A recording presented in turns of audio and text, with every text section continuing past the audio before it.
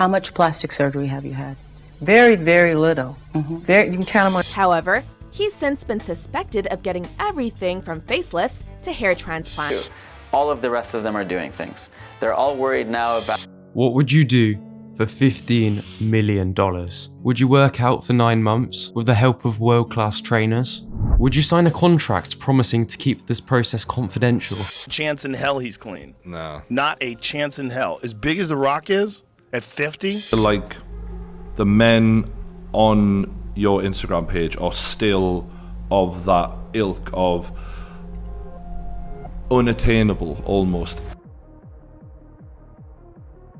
So, last week, I left out men and their role with plastic surgery and body enhancements. And then I found out one of my idols, The Rock, has been taking PEDs and steroids. Like Diddy's been taking... When these roids kick into this chocolate mass, baby, I'm gonna be unstoppable. I ain't making no more tacos. I ain't cleaning up after nobody's tacos. Okay guys, before I get into this episode, can you please like, comment, share, subscribe? I'm gonna need this, guys, to grow the channel. When the next big milestone for me in this channel is to get to 1,000 subscribers. Of course, I'd love 1 million, but baby steps. They tell me. Anyway, please hit the notification bell if you enjoy these episodes and you want to see more. Comment, give me feedback if you want to hear me talk about different things, explore different ideas. Put this in the comments. Share it with your friends. All help is needed. All help is appreciated. And I really appreciate everyone that commented in the last video. It didn't go unnoticed. Without further ado though, let's get into this episode. So, I guess male procedures and male plastic surgery and male body enhancements is nothing new. However, unlike women, there seems to be a greater veil, a greater stir of secrecy around it. So much so that many men are probably not aware that some of their favorite sports figures, some of their favorite actors have gone under the knife. Some of the most prolific and big actors of today have also gone under the knife, whether getting work done to their nose, whether getting work done to their jaws. This is a common phenomenon that's been going on. I know we have the obvious cases like the Michael Jacksons of the world or the Simon Cowells of the world. How much plastic surgery have you had? Very, very little. Yeah, awful. It's bizarre. Who have gone under the knife. However, so many others have done this too, and it's hidden in the male community. It's hidden from the male sphere, manhood, when we discuss body enhancements, and in some ways can be more toxic and corrosive to the culture and beauty standards for men. Yes, about 90% of procedures, that is plastic surgery procedures, that is, are women. But what about the other 10%? And what other body enhancements do men get involved with? As you can tell from the title, we'll be talking about a lot of things. But I thought we'd start with the history of it. See, there's nothing new with cosmetic procedures. They started off as reconstructive procedures, dating back as far as the Egyptian times, where some of even the apparatus we use now today can date back to the Egyptian time. And there was big reconstructive surgery in the Renaissance period. Renaissance Italy, where a handful of daring doctors defied the church to help their patients. There was a great demand for nose reconstruction at the time due to the popularity of dueling with rapiers, thin and extremely sharp swords. Many a young man came home from a duel short of a nose. In the 1400s, Sicilian physician Gustavo Branca used the Indian cheek flap method to perform rhinoplasty. His son Antonio tried a different technique, using a flap of skin and muscle from the arm, keeping it partially attached to allow blood flow from the arm while the new nose healed. Once healed, the skin of the nose would be detached from the arm. This became known as the Italian method. Unfortunately, the patient was required to keep their arm elevated above their head for several weeks while their new nose healed. This was obviously awkward and uncomfortable, and the surgical area had a tendency to be jostled and the new nose become detached. With people's nose getting cut off and medical doctors then being curious and trying to enhance their looks. If you see me doing this every now and again, it's because the flash is on and it's fucking up my eyes. But it seems to be giving good lighting, so I'm doing this for you guys. I hope you enjoy it. Anyway, back without further ado. The Renaissance period with the nose being cut off, and that was one of the first renditions and the first widespread introduction of cosmetic procedures, body enhancement procedures, with men getting their nose cut off. There was the Byzantine king that had his nose cut off, came back with a new nose. But it wasn't until World War I where cosmetic procedures really gained prevalence. All of this left many injured veterans of the war horrified at their own reflection, constantly reminded of the grotesque injuries that had changed their appearance forever. And the rest of the world wasn't kind to them either. Injured soldiers from every corner of the world reported being stared at in public, unintentionally making children feel frightened by their appearance, or even being outright mocked. This meant that for as much physical trauma as they had to endure, often the psychological trauma was just as bad. But there was one doctor that wanted to change all of that, and that was Sir Harold Delph Giles. After the war, Harold Gillis, now known as the father of modern plastic surgery, opened a private practice with his cousin, Archibald McIndoe, and together they continued to improve techniques and traveled the world to demonstrate them to other surgeons. The result was a slow but steady increase in the number of trained plastic surgeons and the demand for elective cosmetic procedures. In 1921, Johns Hopkins established the first plastic surgery fellowship program. In 1931, 1,500 people crowded into the ballroom of a New York City hotel to watch as a surgeon performed a facelift on actress Martha Patel. A reporter described the operation as about as easy as peeling a banana.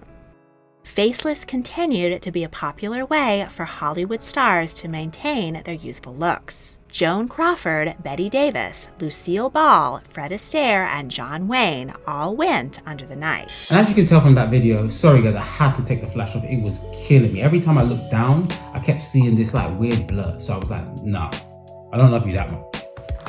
Anyway, now I do. However, Dr. Harold Gillis is where it started. He saw that the treatment and the way that some of these war veterans were being looked at due to the deformities in their face, the cuts in their face, the molds in their face, which came from World War I due to the trenches protecting everything but your face. Also the chemical warfare, leaving their face dismembered and scarred. The sudden, widespread use of machine guns and mortar shells quickly turned the Great War into a bloody quagmire of trench warfare. So the thing about trenches is that they provide excellent protection for a soldier's arms, legs, and torso, but not quite so much for their face, especially because the face was the first thing visible to enemies when one side began climbing out of their trench to lead a charge. This led to a rapid increase in the number of injuries affecting soldiers' faces, most of which the doctors of the day were not prepared to treat. Soldiers were commonly left with large, jagged cuts on their faces from shrapnel, huge sections of skin burned or ripped up, missing noses, missing ears, you name it. And that's all aside from the chemical warfare, which was known to wreak havoc on a survivor's eyes. Not only were doctors largely unprepared for such injuries, especially in such quantity, but the muddy, unsanitary conditions on the front line and the urgency with which the surgeries were performed, many operations left patients with infections or other complications. He could see that there was a vivid reaction. It was women and children were scared. The war veterans felt ostracized, pushed out of society, which to me is the first early indications that male's appearance and manhood has a link and has a clear link with attractiveness, desirability. Also, there was extreme, let me not lie.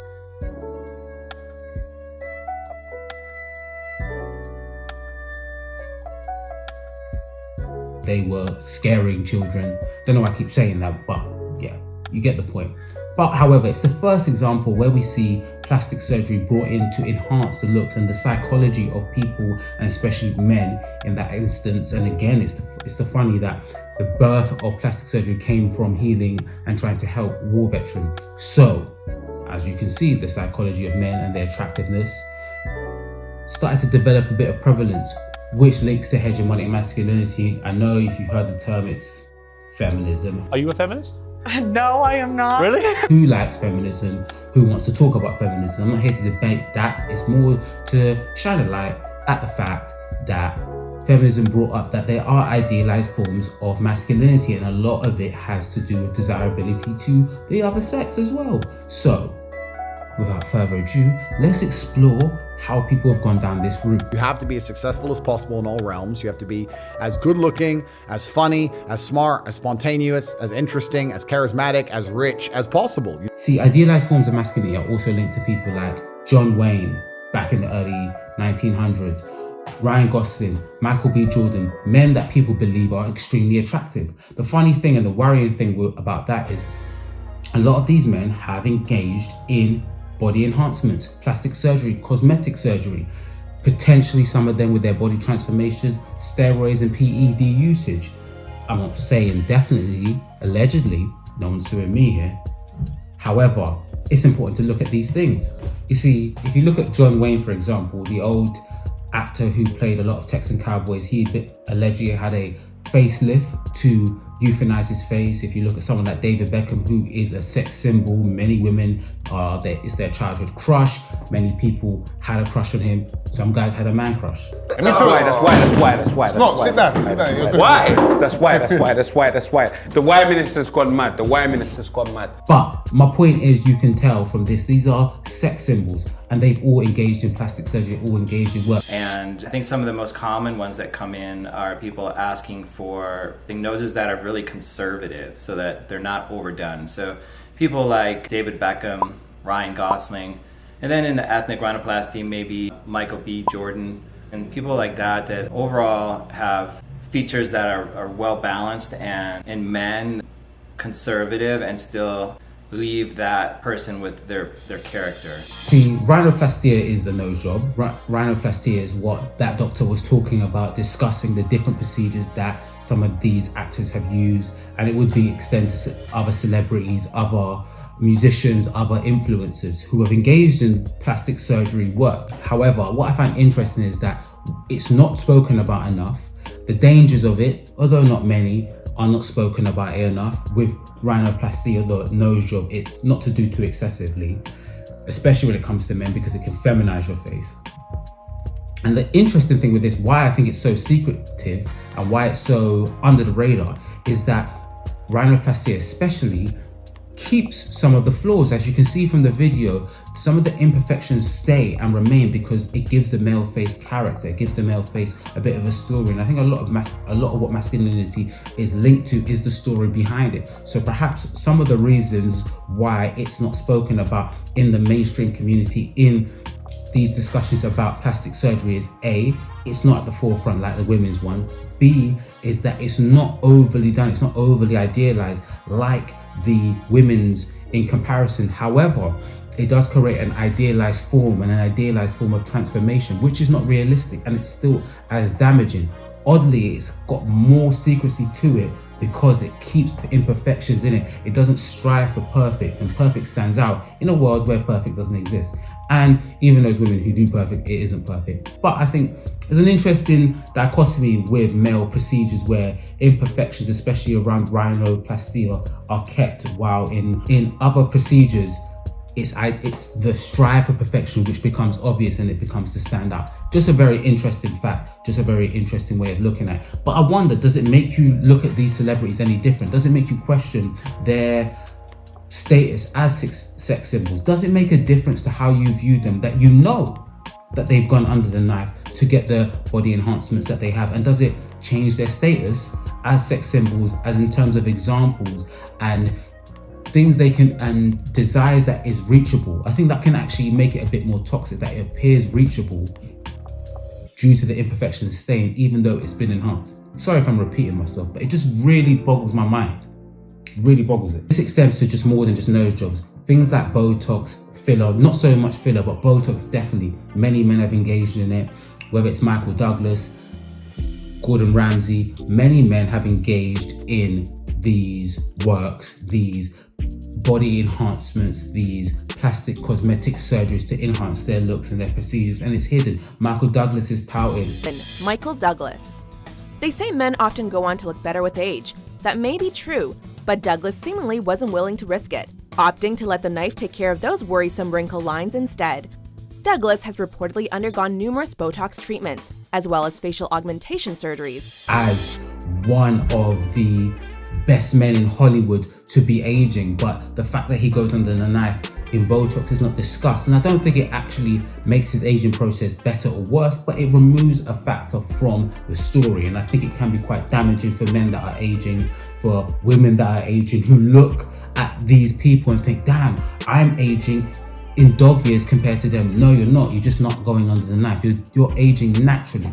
But when this is removed, it can kind of skew the debate of what the aging process really looks like. And I think on top of that, is that Hollywood is, the more you start to understand it, you understand it's like a magic show. It's all full of tricks, it's all full of sleights of hand. What you believe is going on isn't really going on. And I think it can become real toxic when people and celebrities are promoting serums and anti-aging creams when themselves have gone under the knife. And I really believe this preys on a lot of men's and a lot of people's insecurities. Unfortunately, I think because of all these things, as far as a plastic surgery, I do think he was maybe slightly taken advantage of. He has already had sort of a fragile psyche and the vitiligo and these things that are uncontrollable to him and confusing and I'm sure scary. And then on top of it getting burned, and then on top of it, the enormous social pressure of being in the limelight. And then on top of it, having a lot of unlimited funds to do plastic surgery. When vanity and greed collide in that world, I'm sure it was a very slippery slope, and it's a very dangerous situation. If they really want to do the surgery, they'll start pursuing less qualified, less experienced, less scrupulous surgeons to do the work. And then what happens is it becomes more risky, more strange, more extreme, because the doctors are more interested in making money and getting their money than they are doing quality work. And in the case of Michael in general, people that should probably truly feel bad about what happened to Michael Jackson are his doctors. Honestly, at some point, it's the doctor's job. They're the patient advocate. They should have stepped in and said no or tried to get him help. And maybe they did. There are doctors that obviously told him no, I'm sure. Maybe there are ones that did try to get him help and he just refused. I think even near the end he was going to Saudi Arabia and different countries, and so who knows where he really ended up or where he was really getting his surgery at that point. So, why did I put that Michael Jackson video there? Because his insecurities were preyed on by other cosmetic surgeons, other plastic surgeons. And by the way, I forgot to mention this earlier, but the reason it's called plastic surgery is from the Greek word platikos, which, I hope I said that correctly, platikos? Anyway, which translate to fitting and molding. So that's some of the history behind the word plastic surgery. It's surgery about fitting and molding things together. Like I said, it's got its roots in reconstruction. So in some ways, they are irrespectively linked. They're linked. So don't want to miss that out. But like I was saying with Michael Jackson, we can be preyed on. You see, we look at these idealized forms of beauty, especially for women, but as well as men, we look at these idealized goals and think, how do I get there? I've tried everything. I've tried every face serum, I've tried every gym routine, and I'm not there. And that's where you see the emergence of medical tourism, people traveling across the globe for these surgeries. And it happened to Michael Jackson later in his career, where at the end of his career, his nose fell off because he had too many surgeries to his nose, and that's one of the dangers about nose surgeries.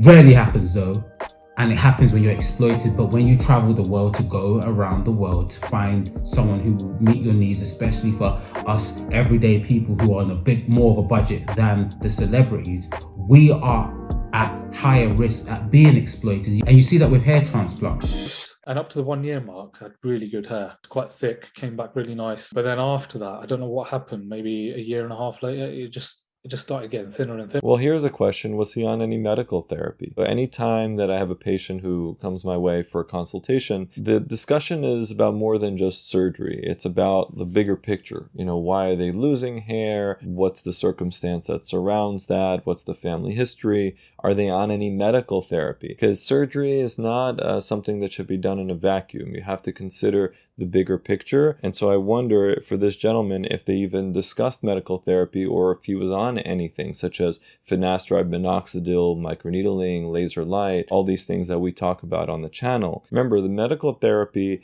is to preserve the hair that you have, right, in this whole DHT sensitive zone. Then you can see some of the other pictures where I've got the hairline, but the whole head is just really thin. And that's kind of just been playing on my mind ever since taking finasteride, which I never took before. And that kind of helped a little bit, but not. Right, but the question is, did he start to take finasteride maybe too late? So he seems to maybe have gotten on finasteride way like after his actual surgery. And so if he had started on it right away, even before he had the transplant, I think he would be in a different position today. Some angles, I do really like it. The biggest thing I noticed was after my wife pointed out to me, she said, "What the hell is that on the back of your head? Like, there's a big line." And ooh, is it the FUT scar? Let's see. it's basically a big patch on the back of my head from where they took the hair when I did the hair. See, my issue with the hairline transplant is, I keep saying hairlines, hair transplant. It comes from the back of your head. They use the follicles at the back of your head. I did get my hair done. It was all right. Nobody cares. But anyway, they use the follicles at the back of your head and put that where the hair is receding.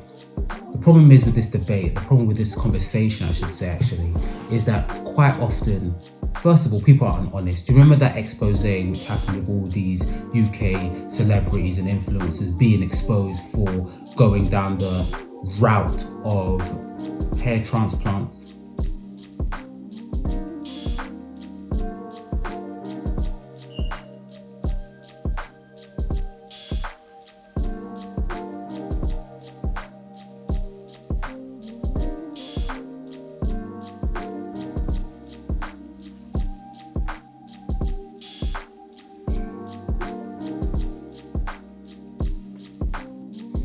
Conan speaking about it in a jovial way as well.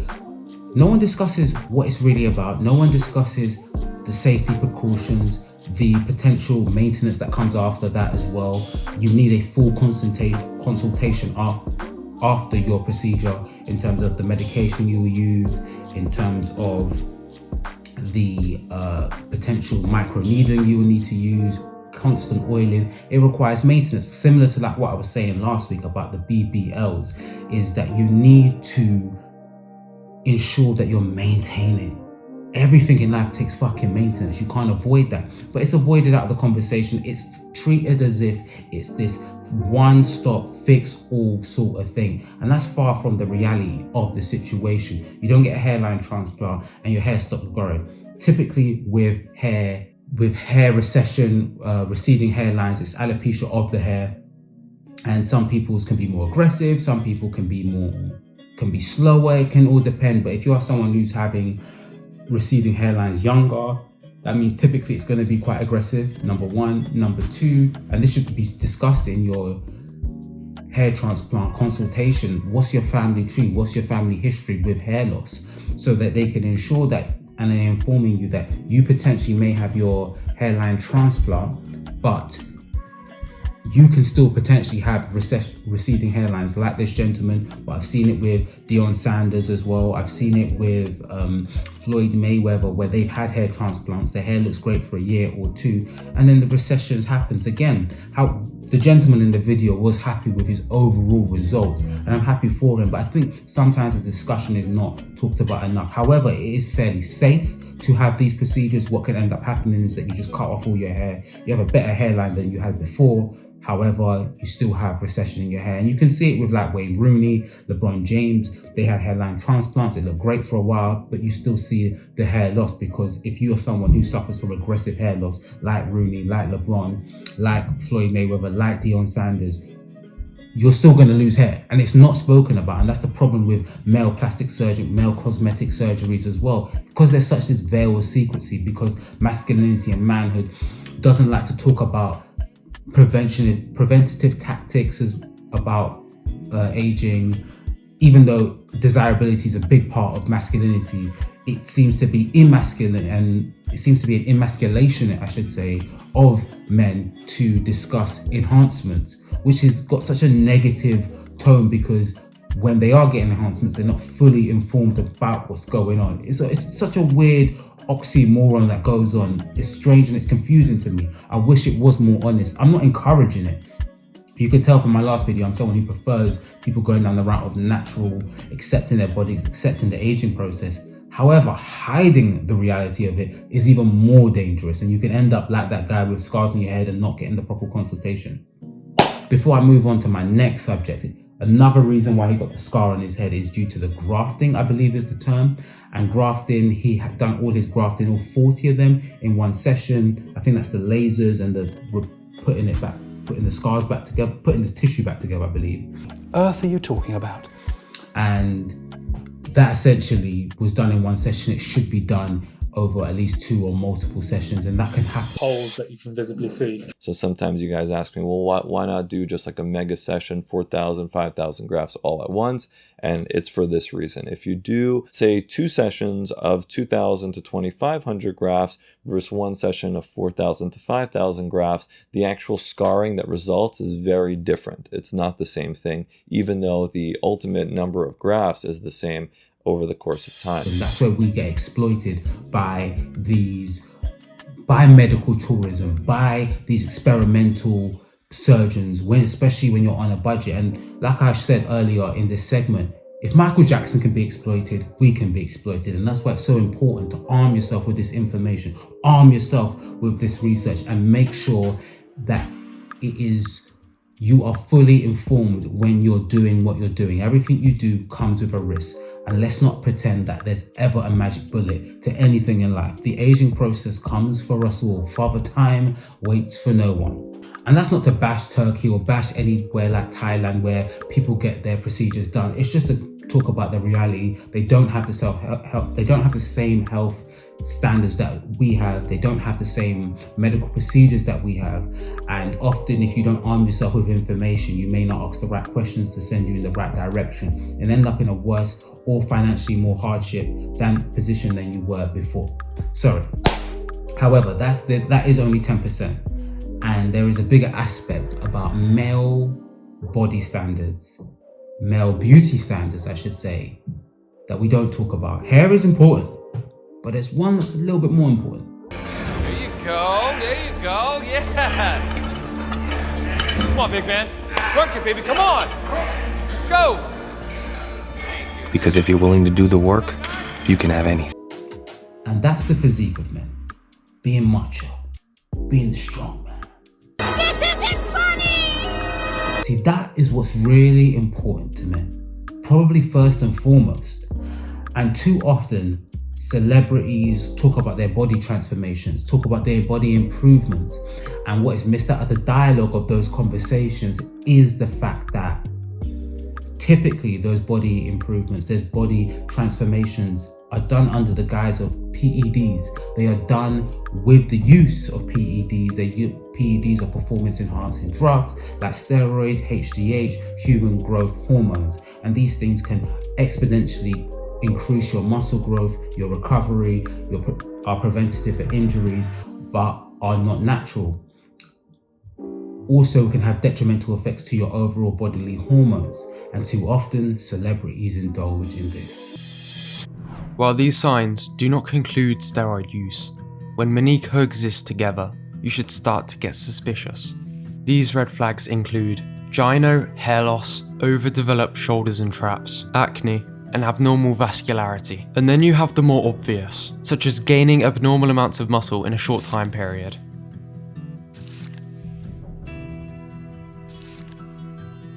Gaining muscle unusually quickly at an older age. Making crazy progress while on a poor diet and training plan.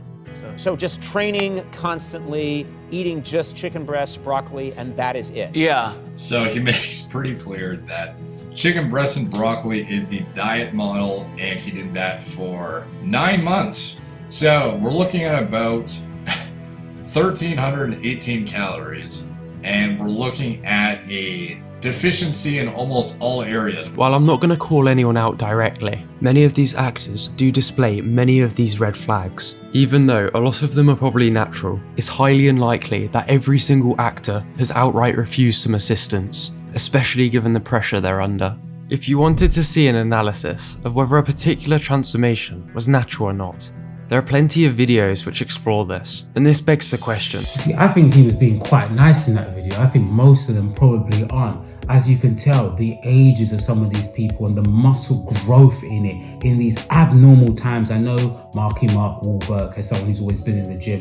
The Rock himself is someone who's gone under the knife and admitted that he had gynoplastia, I believe, which is a sort of pec reduction, a breast reduction for men when they have excessive estrogen in their chest.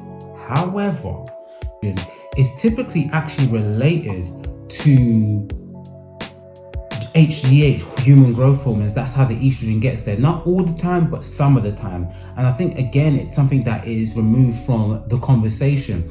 I wish people were more honest about the side effects, about the steroid use, PED use, HGH use. It can create these adverse effects, and it's not discussed enough. Look at the age of these people. Also, just keeping it fucking real with you, look at the size of them.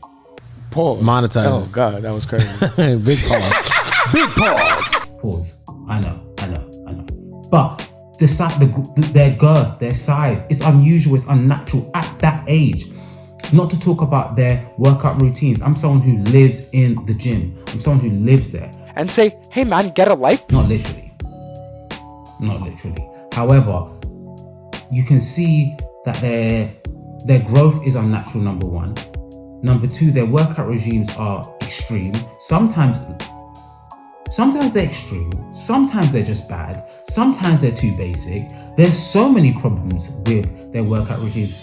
Although others are quick to point out that they have the best trainers in the world, personal chefs, and get paid to work out. However, if you actually listen to how these actors say they got in shape, it's often pretty basic stuff. One of our first days of training, he was like, all right, 200 pull-ups, 200 push-ups, and you're done. And then he just walked out. And their workouts seem to be filled with exercises that were randomly put together. But perhaps these trainers who have these celebrities doing all these unconventional, insanely intense workouts which go against all scientific literature know something we don't, because many of these stars are gaining muscle at an unnatural rate, all the while handling their other commitments, and they never seem to get injured despite training intensely while eating a diet deficient in many vital nutrients, with many actors also being past the peak age for muscle building. Not to mention that they're working at this intensely, like they say, whether it's Hugh Jackman, whether it's Chris Hemsworth, The Rock, Mark Wahlberg, Michael B. Jordan, you name it. They also never get injured. Smells like bullshit. Which is bizarre.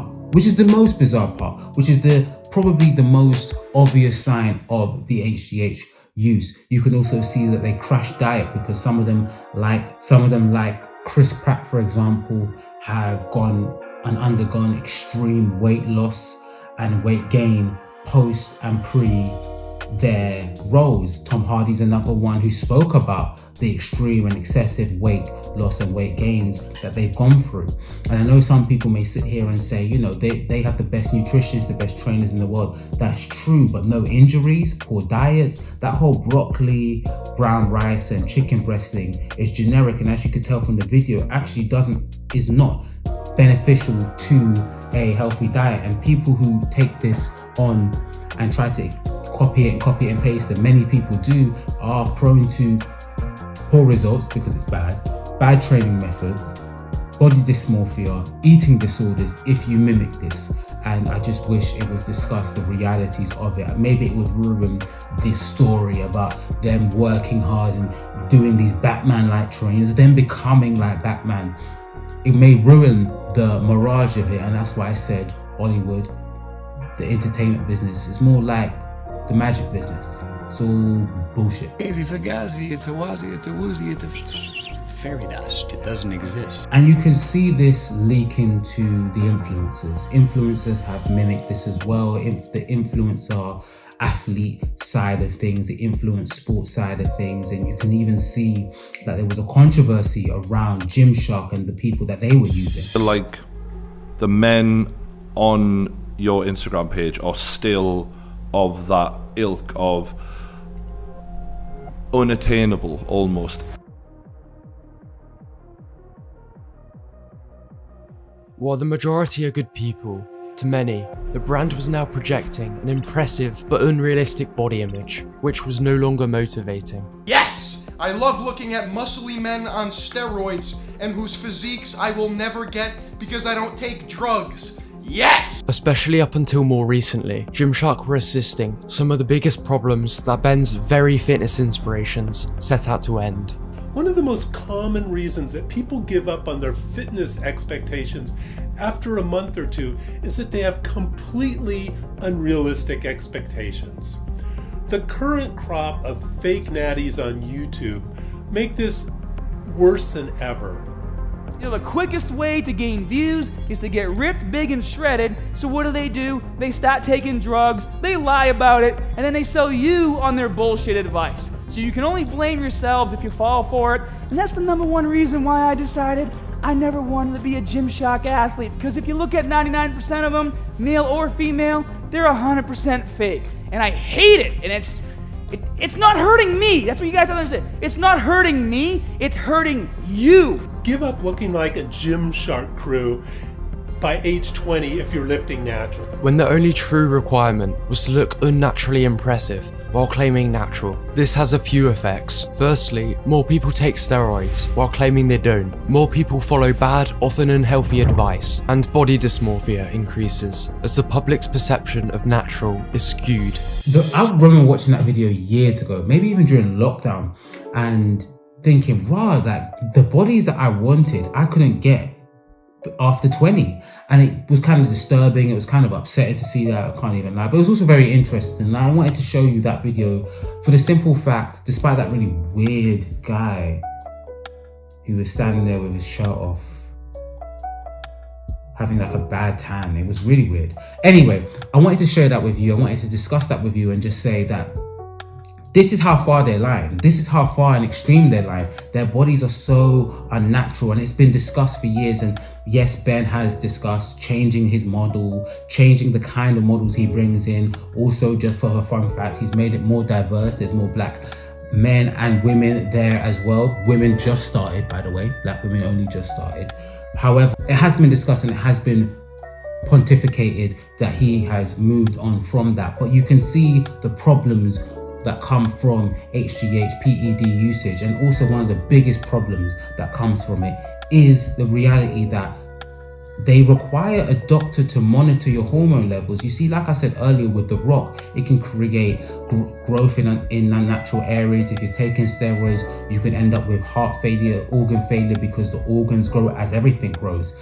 On top of that, there's hormonal problems that can come from women. There's voice changes that can come from women. There's hair loss that can happen. There's penis reduction that can happen. There's so many different factors that can happen when you are looking at PED usage, HGH usage, steroid usage, testosterone boosters, all these things. One of the most commonly abused performance-enhancing drugs, testosterone, comes with a wide range of immediate and long-term side effects. These often start with visible changes, including acne, shrinking testicles, and breast tissue development in men, and the development of an Adam's apple and additional body hair in women. Continued use can cause the body to stop producing hormones naturally and lead to organ enlargement, stunted growth, liver damage, and fertility issues. Moreover, natural testosterone levels may never recover, making the consequences of doping irreversible. Side effects may also be psychological, with testosterone often being connected to increased aggressiveness because it impacts the brain's subcortical structures in the amygdala and the hypothalamus. As with any anabolic steroid use, withdrawal from testosterone use may lead to depression and even suicide. All these things have adverse side effects, and when they're not discussed openly, you are at risk and prone to A, like I said in the Michael Jackson segment, being exploited, B, feeling those adverse circumstances and having to deal with that and putting yourself in other hardship and stress and unnecessary problems when you were striving for a goal which is unnatural and not true. And that's why I said the steroids is like the new BBL for men. It's so prevalent, it's so pushed in society, it's all over pages, and they're made to feel like they're natural. Everyone wants to look like Chris Evans or Chris Hemsworth or the Michael B. Jordan workouts, and you don't realize Michael B. Jordan's nose is fake. You don't realize his body's probably genetically enhanced with PEDs, and men are put in top of the manosphere and masculinity, and like I said, hegemonic masculinity, the idealized forms of it, just to come and find out that it's not real. So much of it's not real. Even David Beckham himself has gone under the knife with his nose, with his hairline transplant as well. You think these idealized forms of beauty in men are the pinnacle of masculinity, not realize they've gone down enhancements, and it's so damaging for men. It's so damaging for male self-esteem. And I played that video about the World War I veterans, although it's an extreme. Men are and always have been very concerned with how they look, how they come across. Desirability is a big factor into men's life. It's not spoken about enough, and I think it's about time we speak about that and have an honest conversation about that, instead of keeping these things under the veil of secrecy. And generally Hollywood does that with women and men, but even more so with men. And I wanted to finalize my point and just say that we need to have a much more open discussion about this.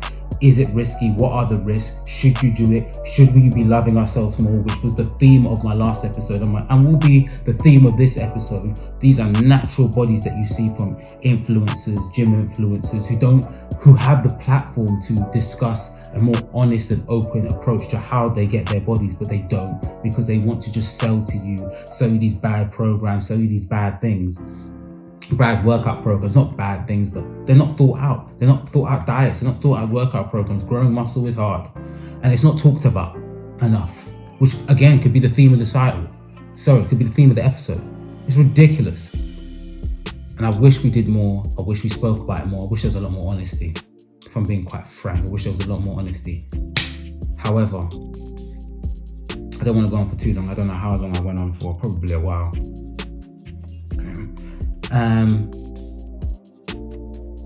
A lot more transparency is needed in male spaces about cosmetic procedures, PED usage. There's so much cosmetic procedures being pushed in society and men using it more and more and changed, and I just think there is just not enough conversation about this stuff. It is frightening.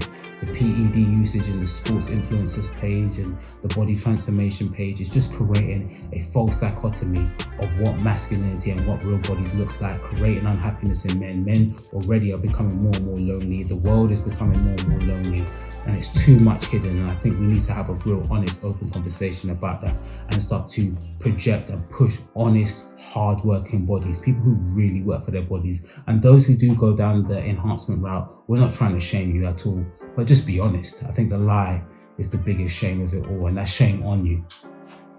Peace. I've gone on for long enough. Please like, comment, share, subscribe, hit the notification bell so you don't miss another episode. See my social media links. Follow them if you like anything about me. You get more up-to-date things, more my opinions on just cultural zeitgeist in the moment. When these episodes drop, I also post them out there so you can see that. Love you all. Thank you for watching this. Thank you for staying to the end. Peace. Steroids? I think it's a good thing. Look what it's done to our baseball players. Roger Clemens, my man, he can throw a ball 380 miles an hour. Steroids, after 20 years, that's a bad motherfucker. I think there should be a whole new league where you can have all the steroids you want.